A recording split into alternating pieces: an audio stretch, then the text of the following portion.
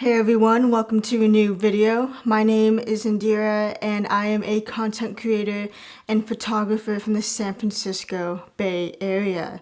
And in today's video, we are going to go over the reasons why I think you should buy the Canon EOS RP. Hint, it's actually pretty damn good. So the Canon EOS RP is Canon's cheapest full frame camera, and it is in the RF mount system. Body only comes in at around $999.99, but if you catch it on a sale, it can sometimes go from like $899 to even $800, and that's pretty darn good considering what you are getting and the fact that it is a full frame sensor. This camera right here is pretty unique because it packs a punch in a small form factor.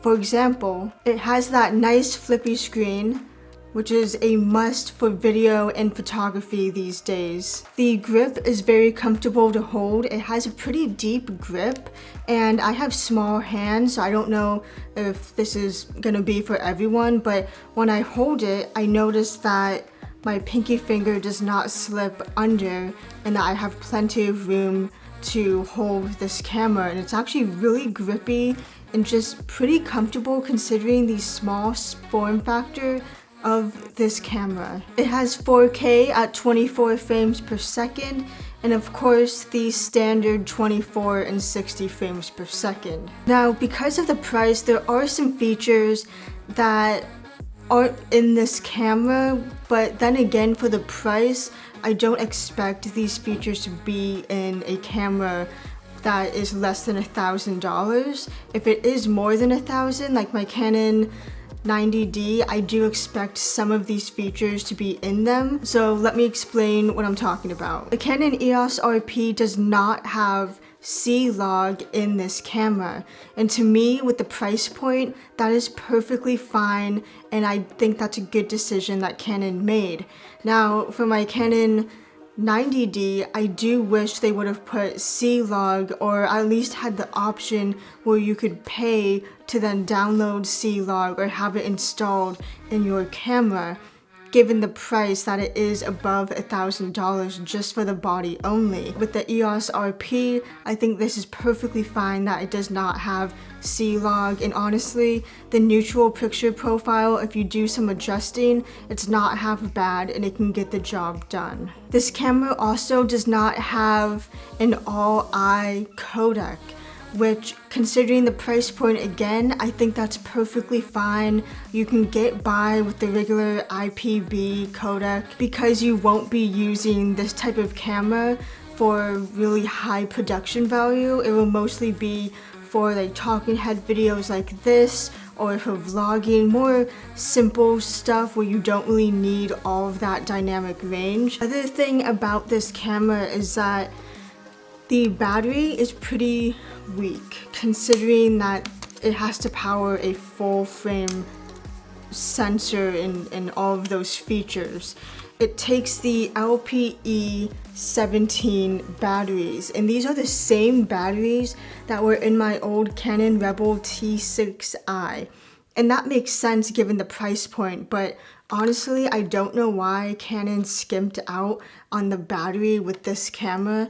I feel like they could have easily used the LPE6N batteries with this and made it the same price as it is. So if you are going to get this camera, you definitely need to get a third-party battery grip, because one battery will not cut it. And even if you are vlogging or doing talking head videos like this, add a battery grip where you can have 2 batteries and buy extra of the LPE17 batteries and you will be fine. So another thing to note is that it has one SD card slot, which is fine, but it's on the bottom right where the battery is, and that is really annoying. I don't like that.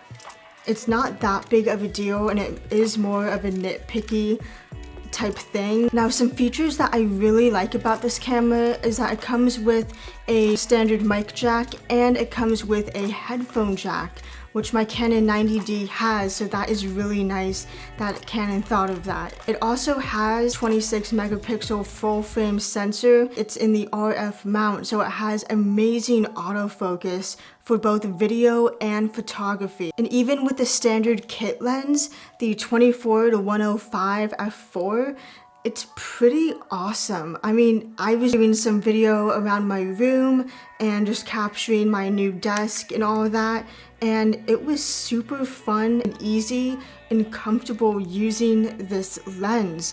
I mean, you can get the kit lens and use it for YouTube or talking head stuff, but I do suggest getting the 15-35 with this body for an all-around purpose of talking head and vlogging. Although it is quite tough to get that lens, even on the Canon site it is back ordered, so it might be tough to come by that lens, but if you can, this body with that lens is an honestly perfect combination.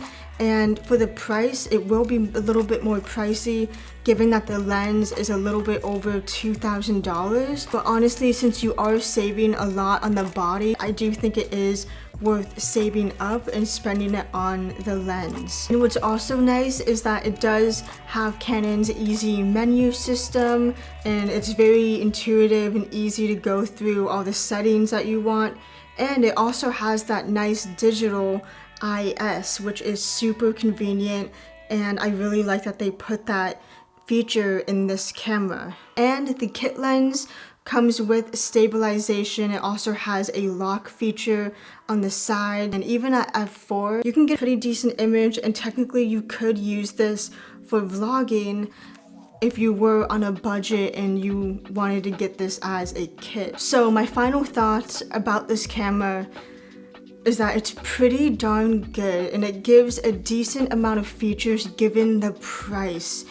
We all know that Canon tends to skimp out on certain features that should be within the price range of a certain camera. So honestly, given the price point of this camera, it has all the right features in all the right places, and I really like that. I think this is definitely a budget full frame camera, but it's pretty darn good. And if you're coming from an APS-C size sensor and you want to upgrade to full frame, this is pretty good. And I would say definitely go for the EOS RP if you want to save some money and buy the 15-35 lens. If you do have the extra money to spend, then I would say go with the EOS R or even the R6. I had a ton of fun filming and using this camera, and it's something that I'll definitely keep in mind, especially for photography, because it does have a decent frames per second, and it also has just amazing eye autofocus in video and for photos. I'm definitely a fan of this. Let me know, will you be getting this camera? Or if you need to upgrade, would you consider the EOS RP? I think you should. I personally would. But yeah, anyways, I hope you guys enjoyed this video. If you did, just make sure to give it a like and subscribe for more content. I'm trying to put out a video like once, maybe twice a week, but at least once a week. And also let me know what you think about the new setup. I'm currently in my bedroom right now / office, and that's what you're seeing behind me right now. So I will be making a video on that. And yeah, I hope you guys are doing well, and I will see you guys in the next video.